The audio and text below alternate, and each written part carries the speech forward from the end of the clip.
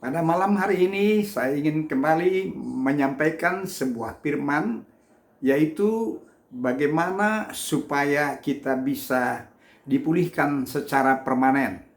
Ya, artinya kita pulih, betul-betul pulih sampai pada bagian yang terdalam. Tetapi kembali lagi kita ke tabernakel, ya. Bagaimana nanti kita diproses pemulihan secara permanen? Kalau kita lihat di dalam sistem tabernakel itu, kalau di pelataran itu, di halaman itu kita berbicara selalu tentang bagaimana menjangkau jiwa, memenangkan jiwa. Ya, dan itu memang luar biasa ya.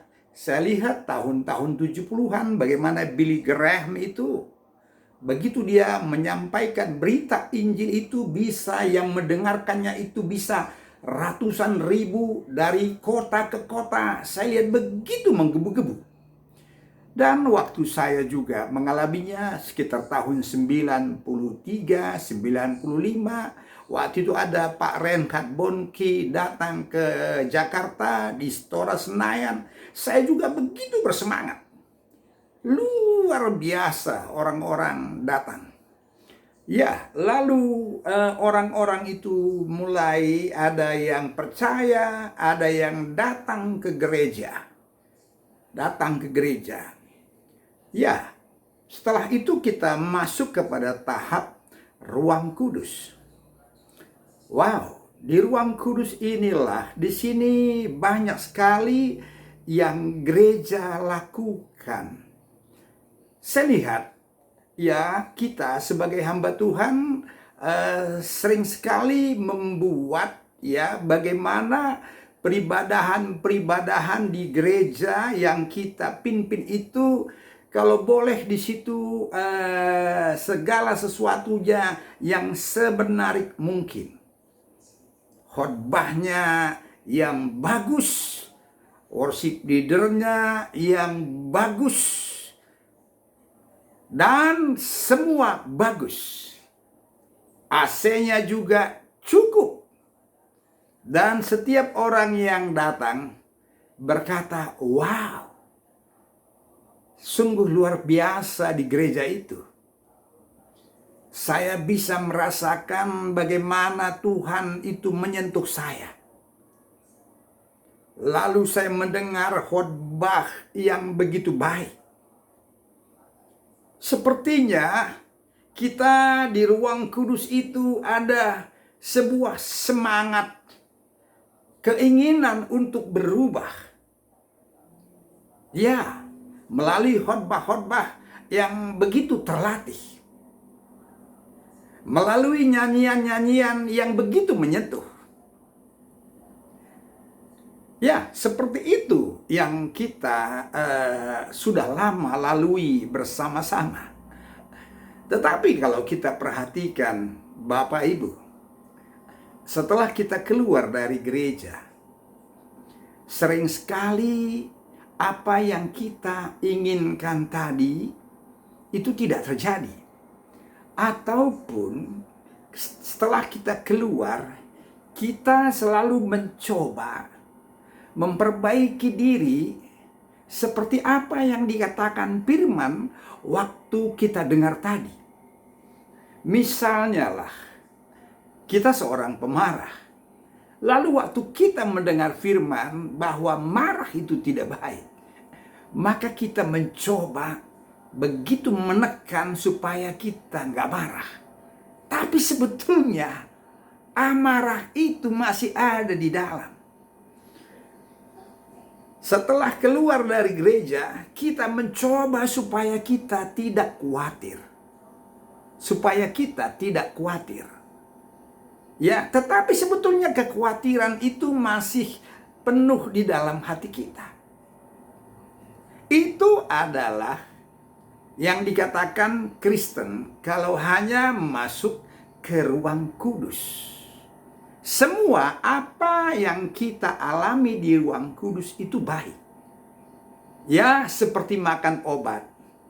Ya, kalau ada infeksi di usus, entah di mana, lalu demam, lalu diberikan misalnya obat penurun panas, paracetamol, ya memang dia turun temperaturnya. Tapi penyakitnya belum tentu sembuh. Begitulah kalau kita hanya masuk ke ruang kudus saja. Oleh karena itu, Tuhan itu dengan darahnya yang mahal, dia sudah disalibkan di Golgota, supaya tirai itu terbelah dua, supaya kita masuk. Kalau kita masuk, maka semua kelemahan-kelemahan kita itu tadi secara bertahap Tuhan akan operasi. Tuhan akan cabut sampai ke akar-akarnya. Saudara, saya punya pengalaman. Dulu saya, tahun-tahun 90-an, ya saya perokok berat. Jadi begitu saya masuk ke ruang kudus, ya masuk gereja, senang, tahun-tahun 90-an. Saya berhenti merokok. Saya berhenti merokok itu karena dikatakan kalau merokok itu dosa. Tapi sebetulnya saya masih kepingin. Tetapi karena itu dikatakan dosa, saya tidak melakukannya. Saya kepingin. Banyak keinginan. Tetapi karena nggak ada uang, nggak bisa melakukannya. Saudara, bukan seperti itu maksudnya. Tetapi setelah kita masuk, saya masuk selalu ke ruang Maha Kudus, maka sama sekali untuk niat merokok, bahkan diupahi sekalipun, saya tak niat untuk merokok. Begitulah. Kenapa? Karena Tuhan sudah mencabut, sudah memotong ranting-ranting yang tak berbuah tadi, yang tak berguna tadi, dia potong dan dia potong. Termasuk semua hal-hal yang merugikan pertumbuhan kerohanian kita, misalnya khawatir. Saudara tidak akan bisa melawan kekhawatiran, saudara. Tidak bisa. Tetapi ketika kita masuk ruang Maha Kudus itu, Bapa itu, si pemilik kebun anggur itu, dia akan mengambil gunting. Dan dialah yang akan menggunting daun itu. Dan dialah yang akan menggunting rasa khawatir itu. Saudara, kita tidak bisa melakukannya. Teman saya tak bisa melakukannya. Pendeta tidak bisa melakukannya. Tetapi dia, Bapa itu bisa mengguntingnya. Menggunting rasa khawatir. Menggunting keinginan-keinginan yang lain. Menggunting amarah. Itu dapat dilakukan oleh pemilik kebun anggur itu.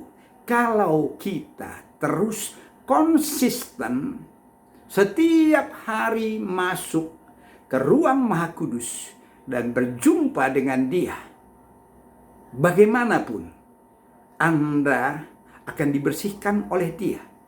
Saudara, setelah kita mulai dibersihkan dan dipotong semua carang-carang yang tidak berbuah, khawatir itu, rasa ingin itu dipotong. Saudara, ketika dipotong, maka disitulah saudara terasa bagaimana kemerdekaan itu, kepuasan itu. Oleh karena itu, yang kita perlu lakukan adalah tiap hari selalu masuk ke ruang Maha Kudus, berjumpa dengan Tuhan. Itulah satu-satunya untuk kita dapat dipulihkan. Itulah maka dikatakan pemulihan itu adalah kasih karunia Tuhan. Terima kasih atas video yang singkat ini. Amin.